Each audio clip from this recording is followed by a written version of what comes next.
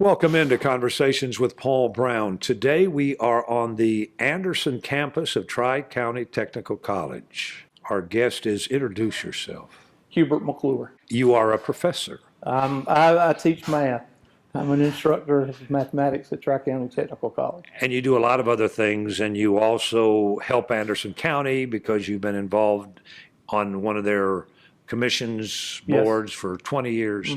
In Anderson County, what do you remember about your early ancestors and what they did? There was a story that what now is the double bridges used to be Deepwater. Right. And they were from Deepwater. That's where all the McClures come from in Anderson County. That was a community called Deepwater. And now, and Deepwater Church, the graveyard is still there, but Deepwater Church turned into New Prospect. I don't want to say turned into, but came out of Deepwater. And then there was the story of Thomas Gilberry McClure that used to sell pumpkins. He was a farmer. Of course, all our people was farmers, Chambleys and McClures. He would go up to the mule barn, which is now the new courthouse. But the old mule barn used to be there. That was kind of like Taylor Stockyards, or it was the cow sale back then. Everybody went downtown. To produce. Yes, they went to town. That's to town. And he would take pumpkins and fodder, which is baled up corn stalks, and he would sell it.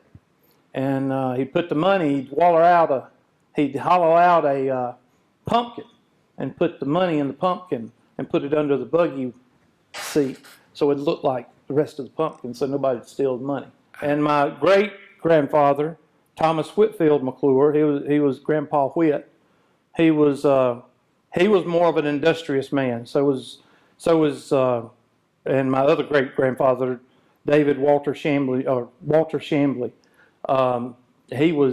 He was also an industrial man, and they did a lot of farming, but they also did other things that kind of branched off farming, and whether it was construction or grading or things like that, they started doing a little bit more of that. But the Depression came along, and both of them kind of lost a lot of money and a lot of land and stuff like that. Your dad went to Clemson. Tell us briefly his story. He worked at A&P. That's where my uncle did. He was a big man at A&P. So my dad worked there, and he wanted to go to Clemson, and he went there for several years and got married, or was married, and then worked. Anyway, he didn't graduate, and he started working for the highway department, and he worked on a lot of stuff in Spartanburg. And I was actually born in Spartanburg General Hospital, but we moved here 10 days afterwards. So my mom always said I should have changed my birth certificate because I should have been born in Anderson. But and then he was working on that. He was working on a lot of stuff in Spartanburg, but he was also working on the big interchange. There's a big interchange near Asheville, and he helped do that.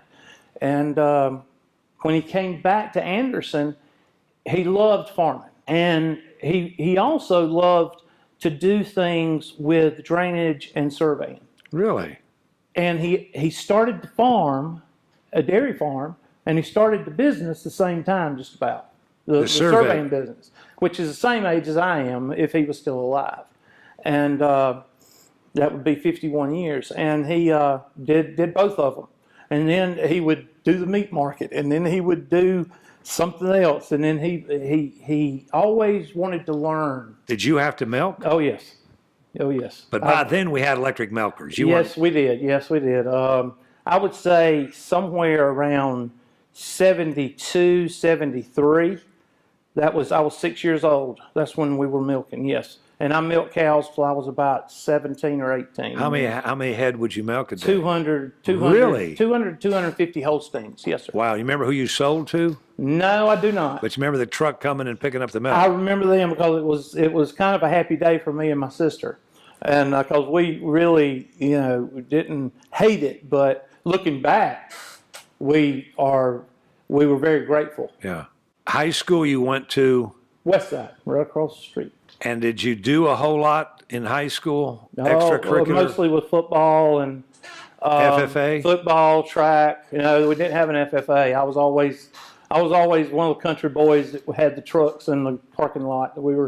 But I did football, track, and I did a little bit of wrestling. I didn't do very much wrestling. A lot of people don't know this, but I wanted to go to University of Georgia and be a veterinarian growing up on the farm. Okay. And I loved the dogs because my father used to take me over to Merritt Brothers when we sold our soybeans and corn, and he wouldn't let me go back into the augers and everything when I was 5 or 6 years old. So he would put me in the weigh office where we weighed the truck, and there was 3 older ladies in there. They didn't have wallpaper. All they had was Vince Dooley, University of Georgia. It was all over the place. Yeah. So I grew up talking to them old ladies and looking at those, and I thought Georgia Bulldogs was the greatest thing in the world until I was about 12, 13 years old.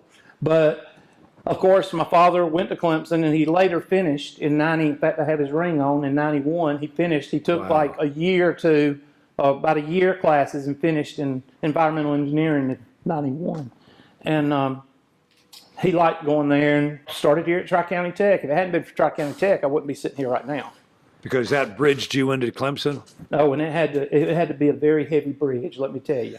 Because, you know, like I said, I should have applied myself in high school. And if it wasn't for Tri-County Tech, I would not be sitting here right now. And now you're a professor. Yes, I wanted to come back. Right after I graduated, I went straight to Tri-County Tech to apply. Not because I knew anybody, but because I wanted to give back. How about that? Mm-hmm. All right, Professor, we're going to come back and talk some more about your military experience.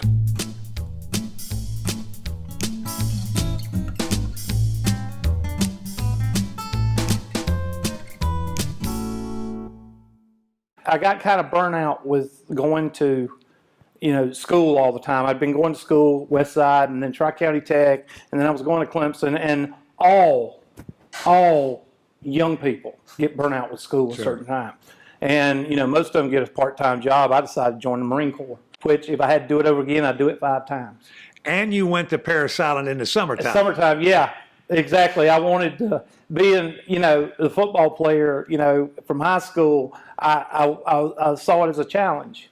And it just lined up. And plus, when you go to the recruiting office, they promise everything to the world, you know, the world to you, but they tell you this time and you don't know when you're going. But it just happened that I went from June to August. What was graduation day like, though, for you after having endured Parris Island in the summertime? It was something, I don't want to say a bucket list, but it was something that I've always told myself I wanted to do.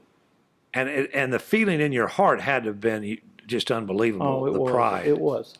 And then you come back in the reserve, Marine Reserves, right? Yes, and get called up. We are a ammunition supply unit in Greenville, and we got called up.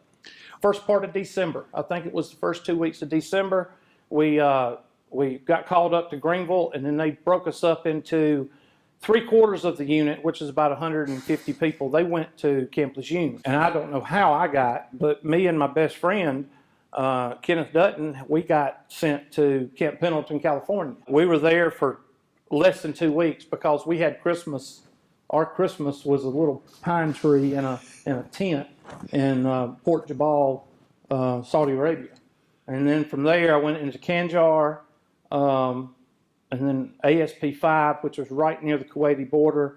And then after the breach, I along with a handful of other Marines, went into Kuwait City and spent the night. We had to spend the night in some of those not bunkers, but the hangars that were blown up in Kuwait City International Airport. We spent the night in there. So that was kind of a experience going through that breach. And this was part of what operation, the first time? Desert Shield and Desert Storm. I was there during the whole, I was there 8 months. For the whole thing? Mm-hmm. I was there for the beginning, the prep, the war, and then the cleanup. And your unit out of Greenville there with the ammunition, your main responsibility was to what? Give the ammunition, inventory, all ammunition, everything, even the 2,000-pound bombs. We moved and shipped everything. We took it from ASP to ASP. Which is what? What is that? Ammunition supply point, which is different parts of the desert. There was 5. We were building 6 right after the breach. And we got about 3 or 4 or 5 tons, 3 or 4 or 5 tons unloaded. And then the war was over, and we turned around, loaded up, and came back. So your time in the military comes to an end, and then working on the farm? Working on the farm, surveying, and teaching. I'm doing 3 jobs. Your first job at teaching, you came back, came back to 1995, January of 1995, And I just had graduated in December of 94, so I didn't do anything. I came straight to Tri-County Tech. I teach college transfer courses that go from contemporary math, which is 2-year degree math, to calculus 2. How did you become involved with Anderson County? Oh my, well that would have to be with JR because... Your dad? Yes, he was working with the election commission. And I forgot to mention that, but he pulled me into the election commission too. And for years at the rec center, I loaded the 10 boxes up. I did that. I think I was, I want to say 15 or 16 years old. And I worked with the election up until about 2 years ago. And that's where my involvement with Anderson County came from my father. And then later he became the public works director. And I think he did that for 13 or 15 years. And Mike Holden came up to me one time at the courthouse. I was with my father, and he said, "How would you like to be on a committee for me?" On what committee? On the land use board. And what does that committee do? Basically, the way I like to explain it is if there is decisions to be made other than staff decisions, it's put to the Land Use Board of Appeals, or the person is putting in for a variance. If they do not, they can appeal to the Land Use Board. And we have to make those decisions based on what we think is correct. And there are how many members on that? There's 7. And they're all appointed? Yes, by the county council. And you serve at their pleasure? Yes. And you've just finished 20 years on there? Yes. And chairman, how many years? I don't know. I think 19 or 18. Almost the whole time. Durham put me on. That was baptized by fire. I was baptized by fire. Tell me that story. I think it was like the first year I was on it or the second year. I'm not sure. But we were meeting in the old courthouse, and we had to elect new officers. And Hugh Durham said, "I nominate Hubert McClure." And somebody said, "Well, I second nomination." Everybody voted, and I didn't even have a say in the matter. And I've never chaired anything except, some people at church, boards at church. That's about the only thing I've chaired. The board and you as chairman, it almost sounds to me like you become Solomon, and you've got to make these decisions.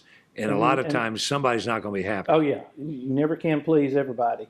And the land use and what I try to do and what I listen to both sides. Me personally, I think if a person buys a piece of property, they're able to do what they want to with it.